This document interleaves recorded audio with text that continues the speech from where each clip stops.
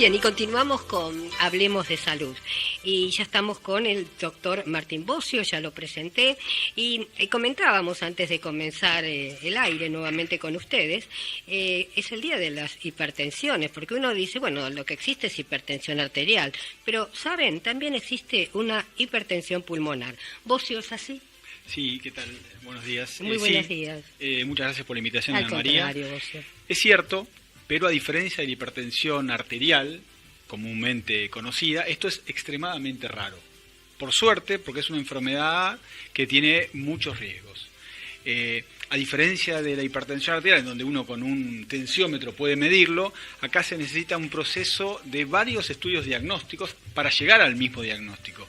Vale decir que es una enfermedad rara y de difícil diagnóstico. A tal punto digo esto que desde que empiezan los síntomas hasta que se hace el diagnóstico, en promedio pasan 2 años. Y eso es debido a que el síntoma más importante de la hipertensión pulmonar es la falta de aire, que es común a un montón de enfermedades. Pérdida de tiempo, ¿no? Pérdida de tiempo, perdido. Exactamente. O sea, hay que digamos, educar, por decir de alguna manera, informar a los médicos, ¿no? Que existe, porque antes no se hablaba. Totalmente. Y cuanto más... No es nuevo la enfermedad, es nuevo que se hable. Exacto, y cuanto más precoz se haga el diagnóstico, mejor va a ser la evolución de nuestro paciente. Por definición, hipertensión pulmonar es el aumento en la presión en la arteria pulmonar. La arteria pulmonar es la arteria que va desde el corazón derecho, desde el ventrículo hasta el pulmón.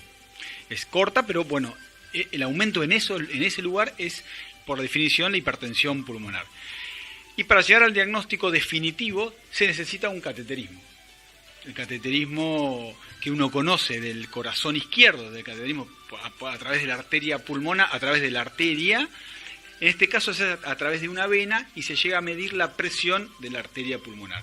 Pero por supuesto, para llegar a ese último diagnóstico pasa por numerosos otros test diagnósticos que van orientando hacia determinar si el paciente la puede llegar a padecer o no, y uno define si le hace o no el cateterismo. ¿El catéter debe ser finito, ¿no es cierto?, para pasar adentro de una vena? Sí, es finito, se hace generalmente por una vena de la femoral. Ajá. O por el cuello, y se llega hasta el corazón derecho, hasta el pulmón, hasta la arteria pulmonar, y se mide la presión.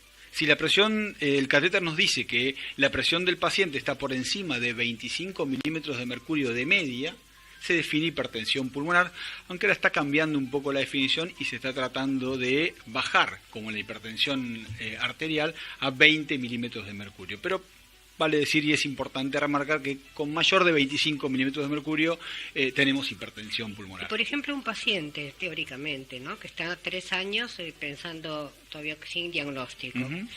¿Qué presión pulmonar puede llegar a tener? Por el tiempo, ¿no? Exacto, y la presión va aumentando a medida que va aumentando la resistencia en esa arteria. Por supuesto, hay numerosas causas que pueden dar la hipertensión pulmonar. A grandes rasgos se dividen en 5 grupos, uh-huh. Pero no voy a nombrar todos estos, pero principalmente en el grupo 1, en donde generalmente hay mucha más información, hay más trabajos científicos que avalan, hay más tratamientos que, por suerte, si bien no son curativos, han logrado mejorar la calidad de vida y la sobrevida del paciente últimamente, donde tenemos más información. Pasan, como decíamos antes, 2 años, y el aumento en la resistencia, como decíamos antes, va aumentando la presión. El paciente empieza primero con falta de aire cuando hace alguna actividad. Pero como decíamos antes, eso es común a numerosas enfermedades.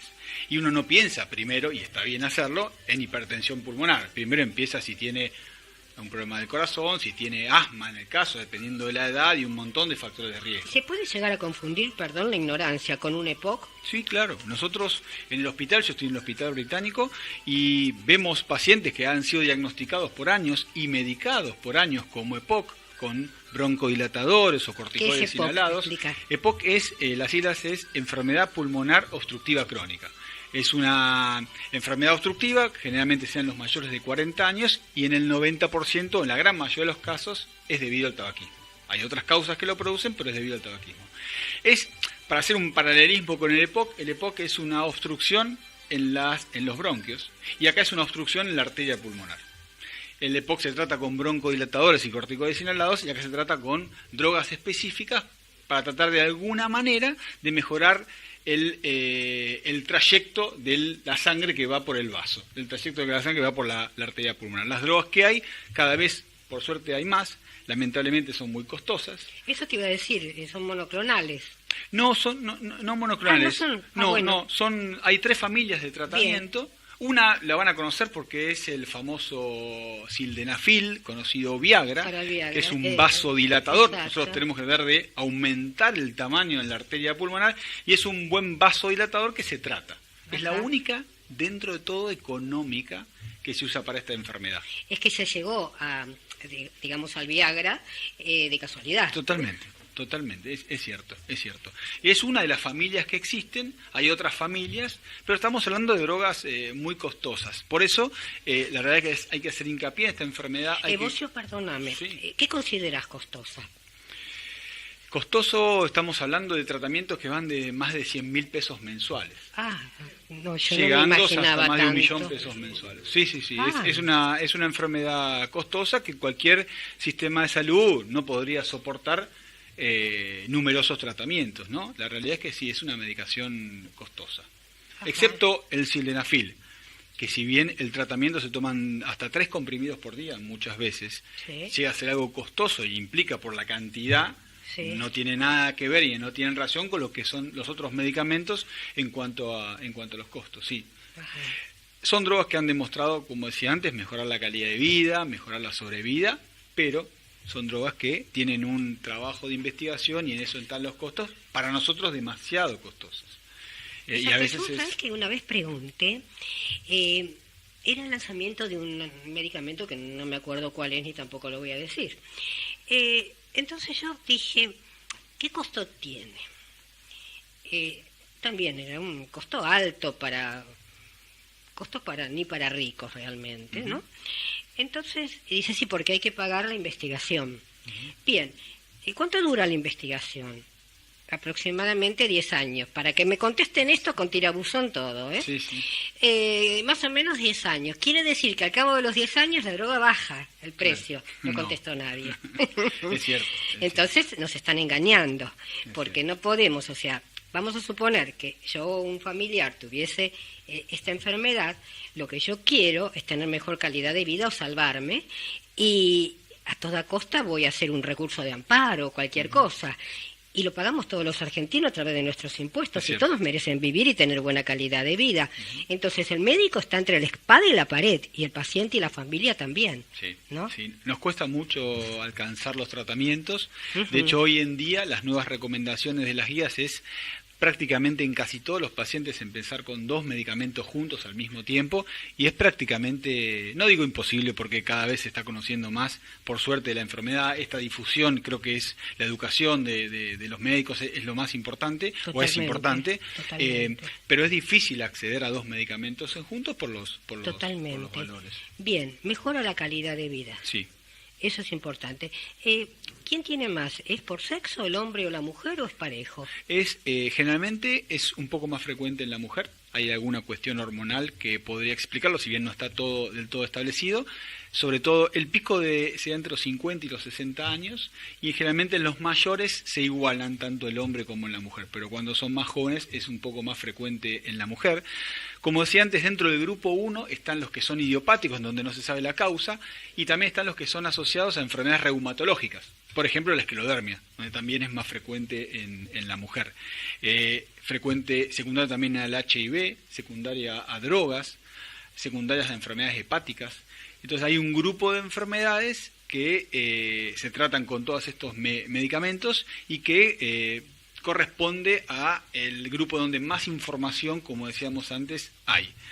Hay otros grupos que es secundaria a, por ejemplo, todos escucharon hablar del tromboembolismo de pulmón.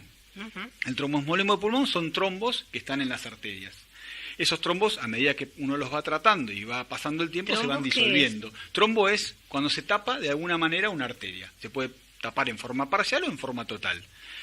A partir de que se produce ese evento que se llama tromboembolismo pulmonar, ese trombo se va disolviendo, el mismo cuerpo va lisando ese trombo.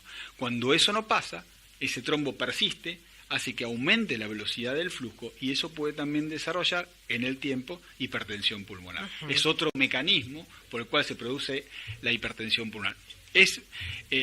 Hay numerosas enfermedades que lo dan, son mecanismos distintos, por suerte existen tratamientos y es la única enfermedad que podría llegar a curarse porque se cura con una cirugía que se llama endarterectomía. Tratar de sacar el trombo dentro de la arteria hace que después, si se logra con efectividad y cada vez hay mejores resultados, el paciente se curaría porque uno está sacando el problema en sí. Entonces es fascinante el mundo de la hipertensión pulmonar, hay un montón de otras causas que lo pueden dar, pero a grandes rasgos, donde más información tenemos, como decía antes, y para ser reiterativo, es en el grupo 1, donde quizás es la idiopática, por esclerodermia, por HIV, son las causas más frecuentes. ¿Esto puede ser de origen genético?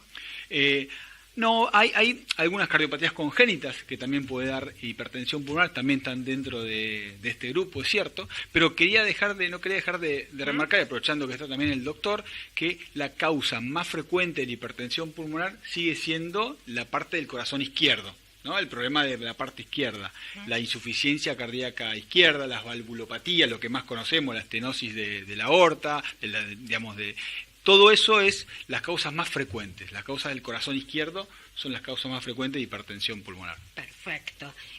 Más que claro, y realmente es la primera vez que se habla de este tema, pero tan importante para, la población en general.